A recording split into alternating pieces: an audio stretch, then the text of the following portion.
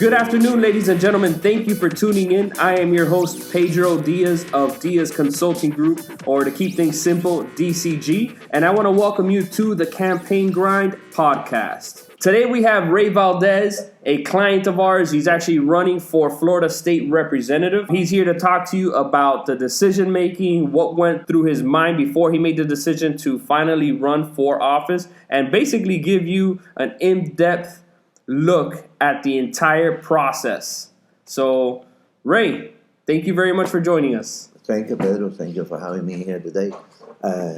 That's a very interesting issue that you're bringing up with regards to being, as you call it, a virgin candidate. A campaign virgin. A campaign virgin.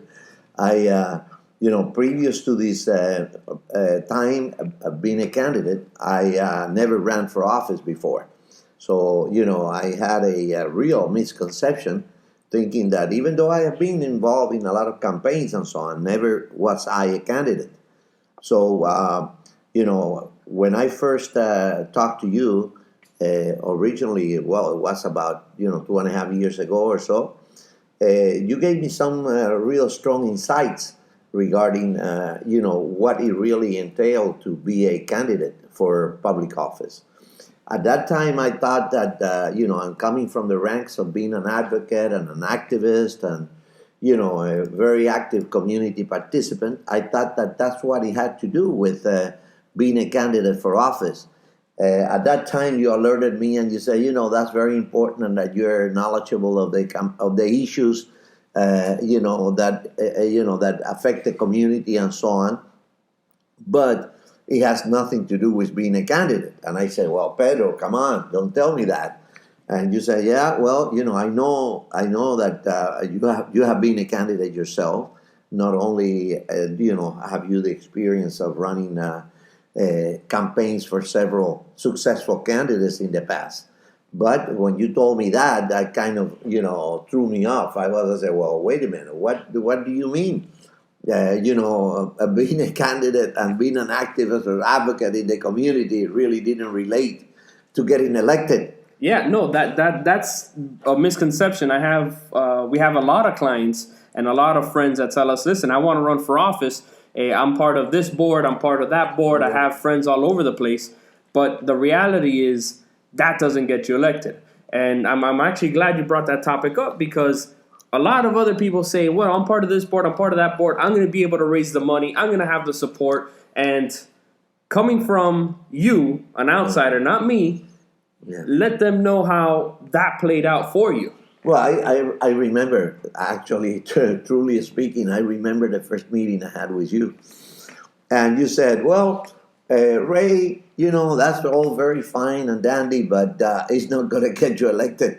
So I said, well, wait a minute. I really thought I was ready to be a candidate. I really thought so. Maybe that's why I didn't get elected. But anyway, when you told me, you said to me, I remember sitting right here in front of you at your desk here. And you mentioned to me, you said, well, write down the names of the best 50 people you know, and give me that list of your friends and potential donors and so on and so forth, because you said, hey, the number one issue here is really having the money, not only being ready to be really a candidate, but the fact of a real candidate, let's say for true, but to have the money to run a campaign. And I thought to myself, well, gee, Pedro is a little crude, telling me, well, are you really ready? I said, I have a lot of friends. I know half the county.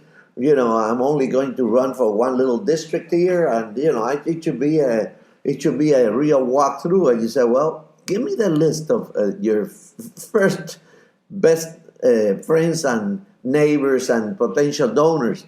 And I said, well, what do you need that for? And I was challenging your knowledge and your experience with so many campaigns behind you. And boy, did that turn out to be so true. After a while, I started realizing when I started knocking on doors And as a matter of fact, you helped me with first fundraising and family and friends and all that. Yeah. And I raised some checks and so on. And I thought, oh wow, man, see, I'm all right on my way. I got all my, I think we collected about $1,000 or something like that. And I thought, wow, remember you did that for me over at Paso's restaurant over in the roads. Yeah.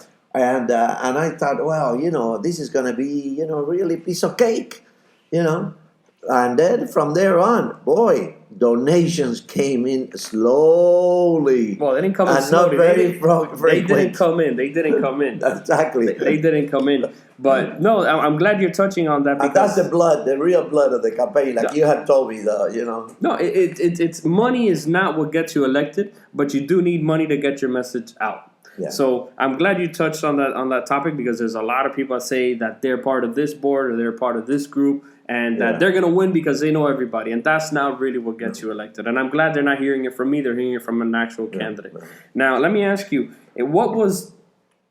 what went through your mind, or what did you think, or what pushed you over the ledge to finally file your paperwork and become a candidate? Well, I really have had a real commitment with the community. As you said, I've participated with many organizations, with many groups that are, charitable groups, community, civic groups, and so on. But, I didn't relate the fact of, a district, voters, especially the voters in my district that I was going to run for, with friends and neighbors and other people that I thought that would be real excited about me running. I have a lot of friends. I know a lot of people in the community, and I ran if there is a person I think that's run around many organizations and all of these things, and met so many people in politics and elected officials and everything. That's me, but it had nothing to do with the voters in my district. I didn't realize that at that time because, as you say, I was a virgin candidate. So I thought, oh boy, it's going to be a piece of cake. I know everybody in town and so on and so forth. Well, those people don't vote in my district. Nope. That was one real thing. That one reality that hit me. The other thing was, which you had pointed out, how important it was to get the money from the donors, the donation for the campaign that would help me, to work through you, because, that was the other point that I'm getting to the fact of, your question, that would help me to get my message out there, because the money is what's really going to help you to get your advertising out there, you get your message, whether it is on the social media, get your message on the printed message, and get your posters out there on the street in your district and all these other things. So, I had an idea about being an elected official and a candidate, this and that, but I didn't know what it really meant when you were talking to me, telling me you have to focus on the voters in your district, your percentage, you have to focus on raising money so you can get the message out there. And that really turned out to make me really a candidate. I was not a candidate when I thought I was one. I thought I was going to be a candidate, but I wasn't a candidate. I was just an aspiring candidate. Yeah. But I didn't know that. And that's when, really your professionalism and your knowledge and your bringing me into reality comes forth. And here, this is not a script comment. We have not even, discussed this between you and I. You just, invited me to be here today, and I appreciate it greatly. But also, at this time, I have to recognize your knowledge, your experience, and really your drive to get the candidate to be a real candidate, and I'm very grateful and thankful to you because you did that for me. No. It's very difficult for somebody who has not been a candidate before to understand, your message, even though you were very clear and direct, because that's one thing you are. Oh, look, this is the way we have to do it. But we all have an ego, we all have a pride, and you think, well, I am the candidate, I am the guy who is going to get elected. And I didn't know that if I didn't have you, to organize, to professionally take command of the campaign, that, I would have nothing.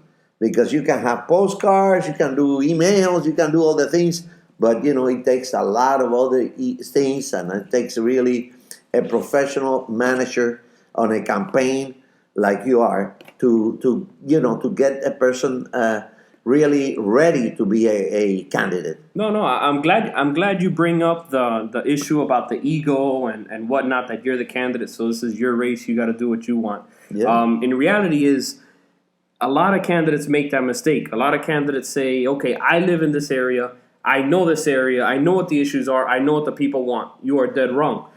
You know what's happening in your block, in your neighborhood, in your vicinity. You don't know what's going on the other side of town, the south side of town, the east side of town, or anything like that. So it is my job, or a consultant's job, to figure out what the needs of that community are. And it sounds as if we're pushy, or it sounds as if we're pushing an idea on you, but the reality is the candidate just knows their area. The candidate is the candidate. That is your job, and it is our job to package you. At the end of the day, the candidate is a brand. You are just like McDonald's, Coca-Cola, Starbucks. We need to package you accordingly and make sure that once you're in those other areas, you are talking about those particular issues. Because if this particular voter only cares about Coca-Cola, you cannot sell them Pepsi. And if the voters by your area care for Pepsi, you can't sell them Coca-Cola. So you need to know what the issues are, and that is when we come in, or a consultant comes in, to start developing that campaign message for the actual candidate. So I'm glad you brought that up, because there's a lot of candidates out there that say, I know the area, this is my territory, this is my home, Wrong, I know what wrong. the issues are. Yeah, but also, I'm glad that you're bringing that to face here. There is such an important issue, because it's not only knowing the community, it's not only knowing the issues that that affect the community positively or negatively, but the fact is that there's other people. You're going to have opponents, and you know what you are going to do. You think you do anyway. I thought I did, and I'm talking from personal experience. And then, a lot of times we fail to follow your guidance. And that's where I made many mistakes also, because I didn't expect some of the opponents that I was going to have.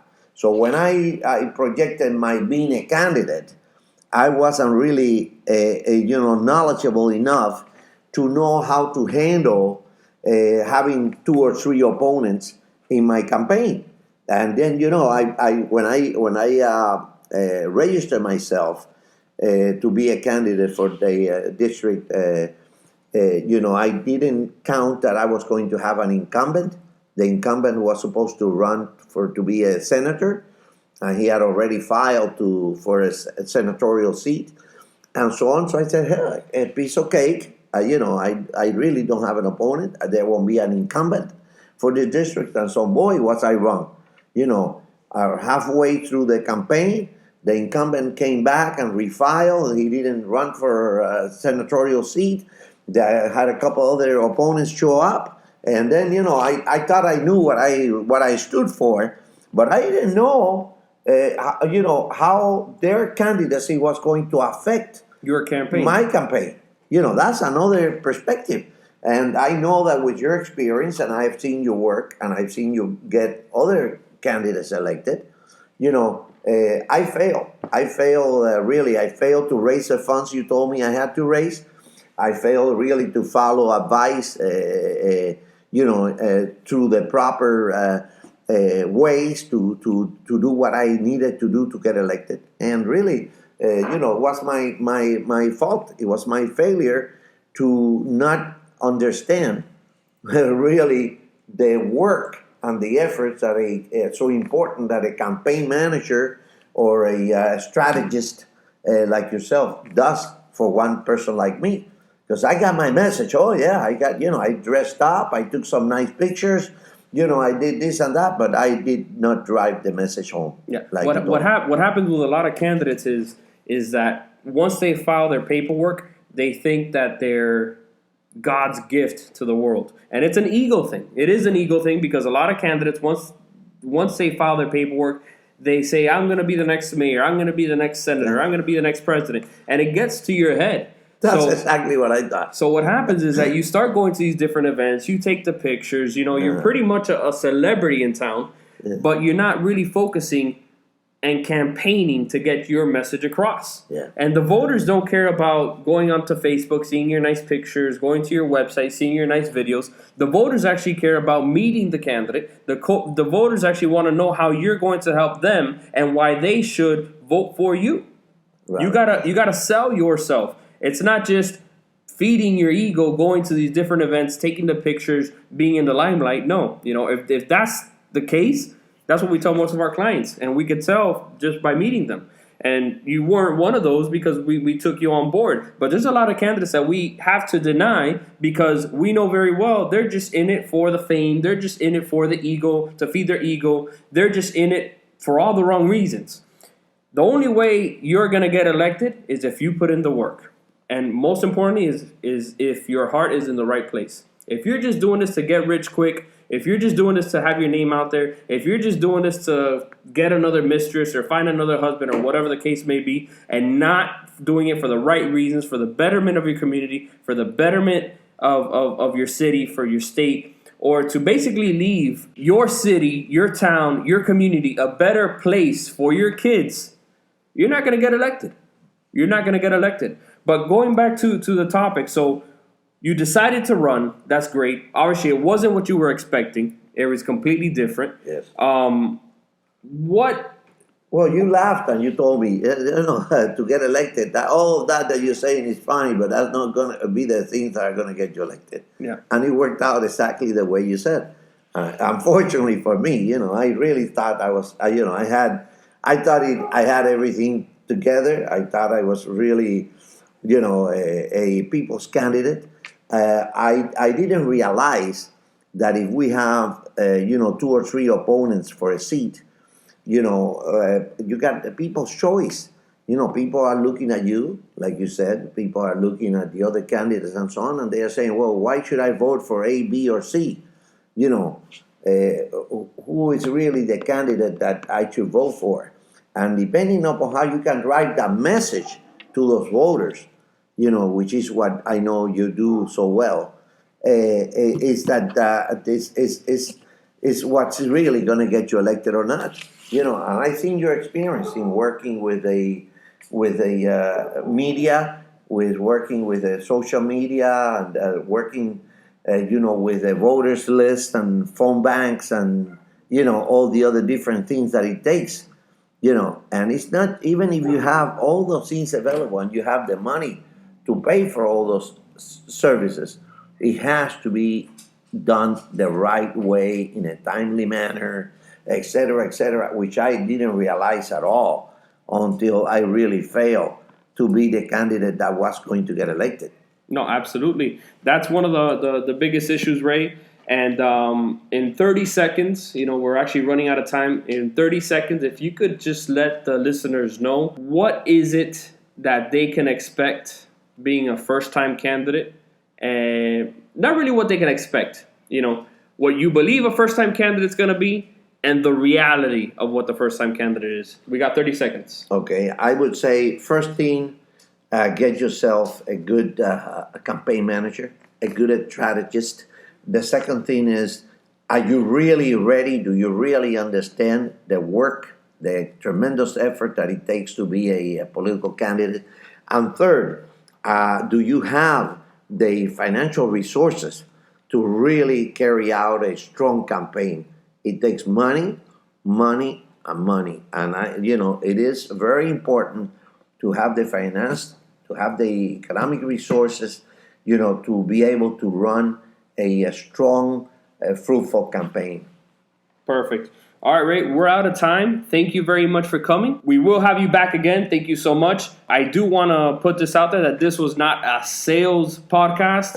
Thank you very much for letting him know exactly what it is that we do. Discussion. Thank you. Thank you so much. And we will be having more different podcasts with different topics of how to run for office, what to expect, and basically guiding you through the entire process of running. Once again, my name is Pedro Diaz from Diaz Consulting Group, or DCG, and thank you very much for listening to the Campaign Grind. Until next time.